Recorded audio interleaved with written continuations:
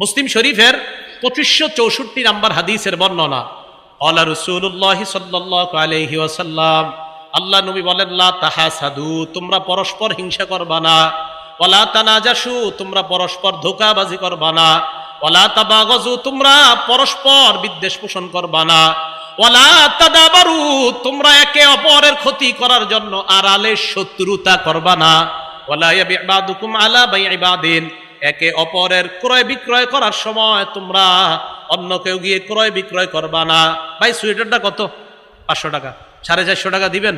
জি দিব। আপনি উল্টা গিয়ে বললেন আমি 520 টাকা দিব, আমারে দেন। নিষেধ, এটা নবীজি নিষেধ করছেন। আমাদের দুইজনের লেনদেন চুক্তি পুরা শেষ, এখন উনি আমারে দিবে, প্যাকেট করা বাকি। ইতিমধ্যে আপনি এসে বলছেন, দেখতেছেন যে আমি 450 টাকা পাইয়া যাচ্ছি, আপনি এসে বললেন ভাই আমি 520 টাকা দিব।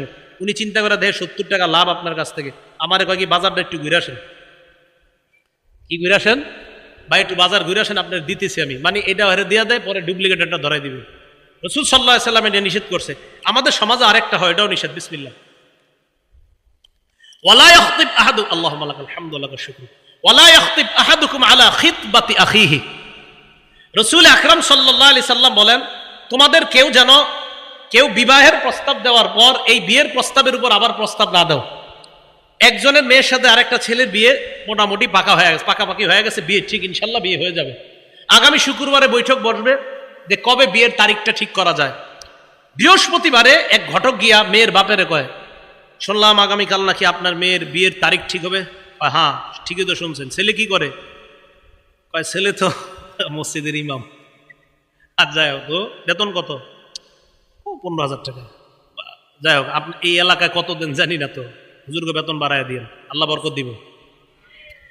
তো এটা বলার পরে 15,000 টাকা, হ্যাঁ আমি তো ইতালি থেকে একটা ছেলে আনছি প্রস্তাব, বেতন 14 লাখ।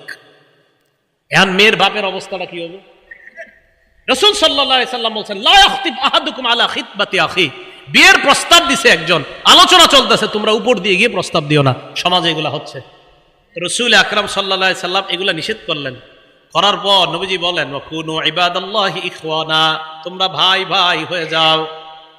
এরপর নবী বলেন, আল মুসলিমু আখুল মুসলিম, মুসলমানের ভাই, লা ইয়াজলিমুহু, ভাই ভাইকে জুলুম করতে পারে না, ওয়ালা ইয়াখজুলুহু, ভাই ভাইকে লাঞ্ছিত করতে পারে না, ওয়ালা ইয়াহকিরুহু, ভাই ভাইকে তুচ্ছ তাচ্ছিল্য করতে পারে না।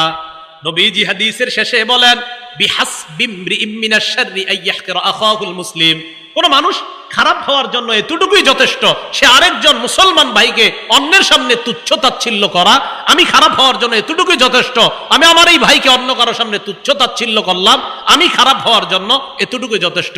তাহলে কোনো মুসলমানের ভাইয়ের সম্মানহানি আমরা করব না। এই হাদিস পুরাটা কেন শোনাইলাম এখন দেখেন। রাসূল বলে, আত্তাকওয়া হাহুনা, আত্তাকওয়া হাহুনা। আল্লাহ নবী বলেন, আত্তাকওয়া হাহুনা, এই শোনো শোনো, এখানে তাকওয়া, এখানে তাকওয়া, মানে কলবে তাকওয়া, কলবে তাকওয়া। এই তাকওয়াটা কলবে ঢুকতে হবে। তাই বললাম, হেদায়েতের নূর যখন এখানে চলে আসবে, কোরআনের নূর, হেদায়েতের নূর, তাকওয়া সহ, ঈমানের নূর সহ সমস্ত নূর আল্লাহ এই কলবের মধ্যে ঢুকায় দেবে।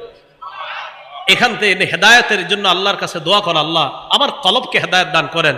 এই জন্য ইমাম মুআবিয়া রাদিয়াল্লাহু তাআলা আনহুর ব্যাপারে রাসূল আকরাম সাল্লাল্লাহু আলাইহি সাল্লাম খুব দোয়া করতেন, আল্লাহুম্মা জাআলহু হাদিয়া মাহদিয়া ওয়াহদিবি, আল্লাহ তাকে আপনি হেদায়েত দানকারী, অন্য মানুষকে যেন হেদায়েতের দাওয়াত দিয়ে সে একজন মানুষের হেদায়েতের জরিয়া হতে পারে এমন বানান, তাকেও আপনি মাহদি বানায়া দেন, হেদায়েত প্রাপ্ত বানায়া দেন, তার মাধ্যমে অন্যের হেদায়েত দেন।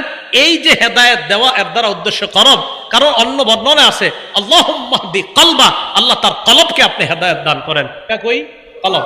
এই জন্য রাসূল আকরাম সাল্লাল্লাহু আলাইহি সাল্লাম সহিহ বুখারীর 52 নম্বর হাদিসের মধ্যে বলেন, আলা রাসূলুল্লাহ সাল্লাল্লাহু আলাইহি ওয়াসাল্লাম, আল্লাহ নবী বলেন, আলা ইন্না ফিল জাসাদি মুদগাতান, শোনো তোমরা দেহের মধ্যে একটা গোশতের টুকরা আছে, মাংসপিণ্ড আছে, ইদা সালাহাত সালাহাল জাসাদু কুল্লু, কোন রিওয়ায়াতে আনছেন সলুহাত সলুহাল জাসাদু কুল্লু। তা আমার তাকিকে সালাহাতটাই বেশি মনে হচ্ছে ভালো। সালাহাত সালাহাল জাসাদু কুল্লু, যদি এই গোশতের টুকরাটা শুদ্ধ হয়ে যায়, সালাহাল জাসাদু কুল্লু, তাহলে পুরা শরীরটা সুস্থ হয়ে যায়। ওয়া ইদা ফাসাদাত ফাসাদাল জাসাদু কুল্লু, আর যদি গোশতের টুকরাটা নষ্ট হয়ে যায়, তাহলে পুরা শরীরটাই নষ্ট হয়ে যায়। বলেন টুকরা কয়টা? ভালো হয় কয় টুকরাই, আবার খারাপ হয় কয়টা? মানে আলাদা একটা না একটাই?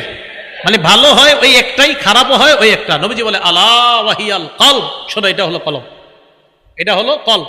কলব, আল্লাহ আমাদের সকলকে, আল্লাহ আপনি আমাদের কলবগুলাকে হেদায়েত দান করেন। তো বুঝাইতে চাইলাম কলব হেদায়েত দান, এই জন্য আল্লাহর কাছে খুব বেশি দোয়া করব। আর এই হেদায়েতটা যেন আমার কলবের মধ্যে বসে যায়, তাই কোনো আল্লাহ আল্লাহর কাছ থেকে আমরা সবক গ্রহণ করব, আল্লাহ আল্লাহর দরবারে যাব, আল্লাহ আল্লাহর কাছে গিয়ে আমাদের হালাত বলবো, আমাদের নিজেদের জীবনের বিভিন্ন গুনাহ যেটা আমরা অন্যের কাছে বলতে পারি না বা গুনাহ ছাড়তে পারি না, এইগুলা কোনো আল্লাহ আল্লাহর কাছে গিয়ে বলা। তো এই জন্য যেই কথাটা বলতেছিলাম ইহদিনাস সিরাতাল মুস্তাকিম থেকে আমরা আলোচনাটা আসতেছিলাম যে আল্লাহর কাছে হেদায়েতের দোয়া করা, রব্বানা লা তুযিগ কুলুবানা বা'দা ইয হাদাইতানা ওয়া হাব লানা মিন লাদুনকা রাহমা, এটার মাধ্যমে আল্লাহর কাছে হেদায়েতের দোয়া করা। আর দোয়া, হেদায়েতের দোয়া আল্লাহর কাছে কেন করব, এর অনেকগুলা কারণ আমরা জেনেছিলাম। আর হেদায়েত আল্লাহ দেয় কোথায়? কলবে আল্লাহ হেদায়েত দান করে, তাই কলব সংশোধনের বিকল্প নাই। এজন্য খুব বেশি আল্লাহর কাছে দোয়া করা যে আল্লাহ আমাদের কলবকে আপনি হেদায়েত দান করেন। আল্লাহ এই এলাকার সকল নারী পুরুষ, উলামা তুলাবা সুলাহা আইম্মা মাসাজিদ খোতাবা মাসাজিদ সহ সকলের কলবগুলা হেদায়েত দান করে আবার যেন জান্নাতে আমাদেরকে একত্রিত করেন, আল্লাহ তৌফিক দান করেন।